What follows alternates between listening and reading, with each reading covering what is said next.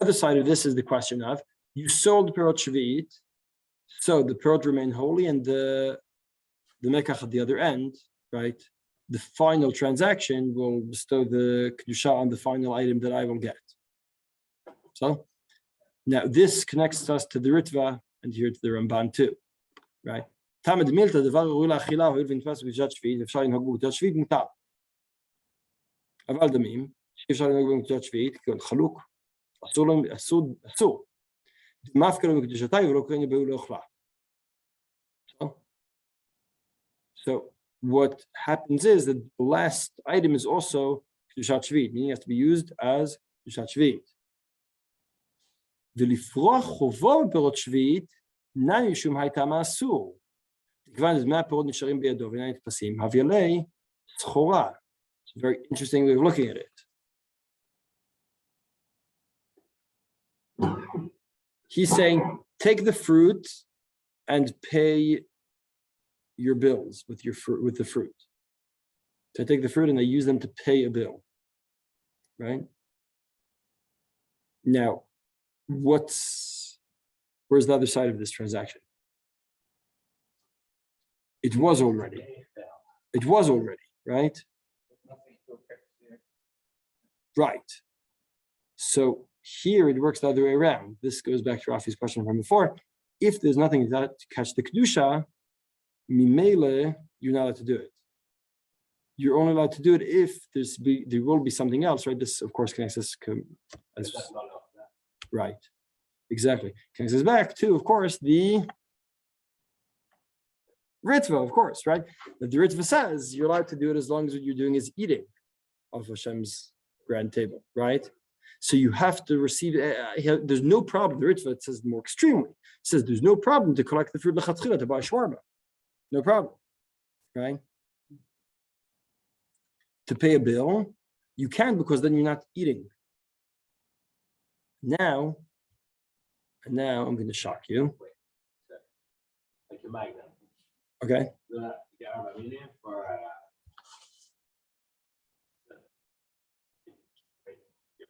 Okay. I'll be in for service. Yes, sounds good. No, but I didn't. What did I get in return? That's not a chila. Right. Skip to the next page for a moment. Skip to page 3. I think there Shlomo Zalman should not have been brought there. So I'm skipping to page 3. We're going to get back to him. Skip to page 3. The Tosefta. Mochli mochla adam v'ochlei be'ema likach ben ochel adam. Ein mochli ochlei be'ema likach ben ochlei be'ema ve'in tzach lomar ochlei adam likach ben ochlei be'ema.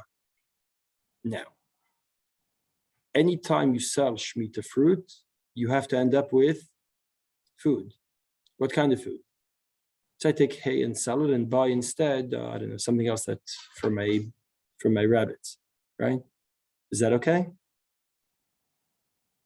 So it always has to be ochlei adam. Why? So I proposed 2 options of why is it that you always have to end up with something that people will eat. One of 2 options. Option number 1 is you always have to utilize all Shmita fruit. You have to utilize as best possible. So let's say I have crab apples and people can't eat them, but my behemoth can. So I feed into behemoth because that's the best utilization. I sell the crab apples. I receive money. What can be done with money? The best utilization is food for people. So all Mekach has to end up with food for people. Right. Correct. Even if it comes from right. Why? Because when I had the crab apples, I couldn't eat them. I have money, I can do whatever I want. I can buy shawarma.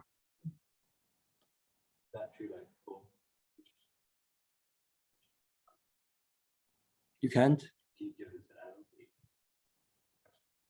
No, you can't. Again, if we're talking about the parts of the vegetables that are already starting to rot, so right. The best use is for human eating. I won't even say consumption because consumption could refer to other kinds of what? That's right. That's number 1. The other possibility is that here we have a special deal. When I sell the fruit, what's the problem? I have to remember the Ritva. I have to bear in mind that I'm eating off of Hashem's table. So I have crab apples. I'll give my sheep. So fair enough. That's fine. Give them to your sheep. Good, great. That's the way to use them. Fine. Once you sell them and you're thinking, my sheep is now eating off of Hashem's table. That's fine. Correct. Now, once I sell them, the concern that I won't bear in mind, I won't remember that I'm eating off Hashem's table is greater. Right. And that's why I have to eat them, davka. I appreciate them more. Now, a few great nafkaminot in this Yerushalmi. Wonderful, wonderful stuff.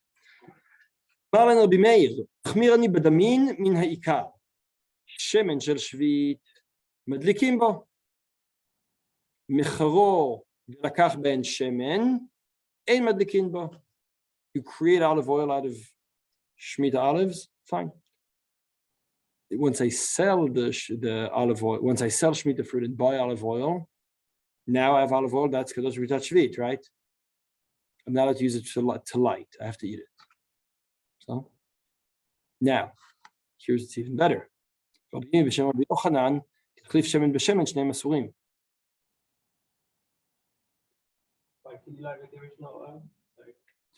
Exarta Katuv.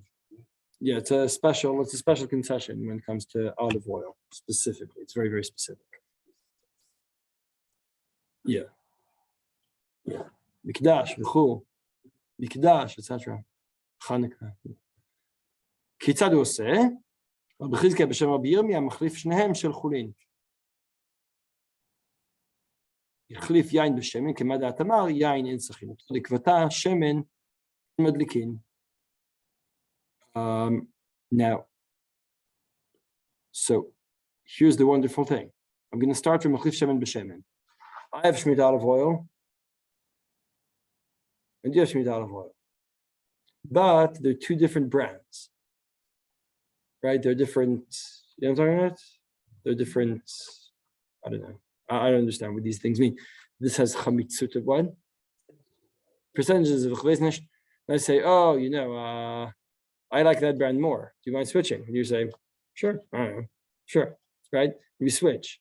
Now, are you allowed to use that olive oil for, they're both Shmita. Are you allowed to use the olive oil I gave you to light? Says Rabbi Yami, you're not allowed. Why not? Because now your olive oil is Dmei Shvit, because you paid for it with Shmita fruit. So now it became Dmei Shvit. So you can only use it for eating. No. I've come into the whole idea that has to be the ideal utilization. That kind of. Remind yourself what you're doing at the table. That's why you need to remind yourself that you're eating. That works. I guess, yeah.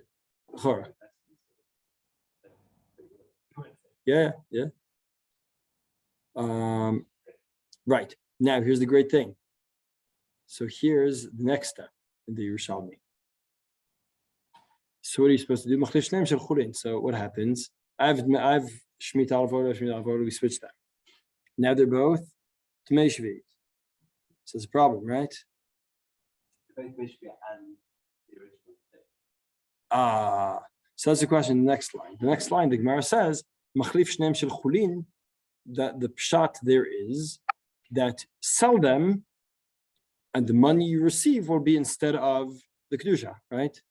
That's not what we say. Because of Dmei Shvit. They're all separate, right? That's why the Rosh Mishan explains in there. Meaning, we're machmir here because people get confused. Meaning, he says, the truth is that if we switch the Shmita olive oil with Shmita olive oil, it doesn't really switch. It doesn't make them both Dmei Shvit, but because it looks like that, we need to machmir anyway. So, because he has to say it. For what? Because how else would you say it? They're not parachuting. You always have to say it. לא הבנתי. Oh, does anyone actually say that you could sell it now? At what? No, it is still per shvit. It looks like both. That's the problem. You have to machmir both ways. That's all the Rishonim say. Let's see what Kuczynski says the psak about all these things. Pretty wild stuff. So Kuczynski, yeshna chumra b'dmei shvit ma she'ein leperot shvit. Perot shvit הם מכל צורככם, כגון שמן העומד להדלקה מותר גם להדליק בו. ואילו קנה בדמי שביט שמן, צריך דווקא לאוכלו ואסור להדליק בו.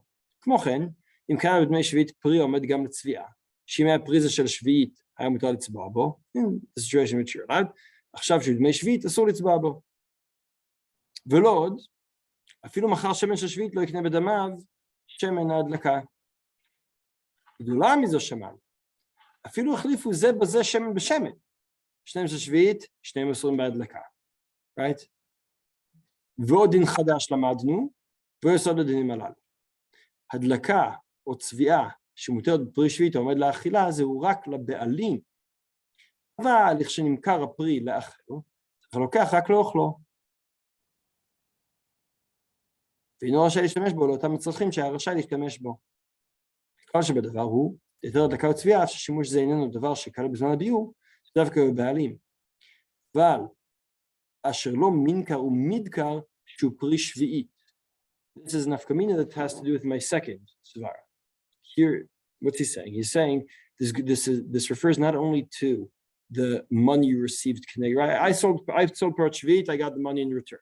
So you said, now I have to use the money only for human food. Why? Because you can, right? But what about the fruit I sold? So that would be an afkamina. Because if the whole issue is you can, well, if I gave you this fruit, so you can use it for whatever it's normally used, right?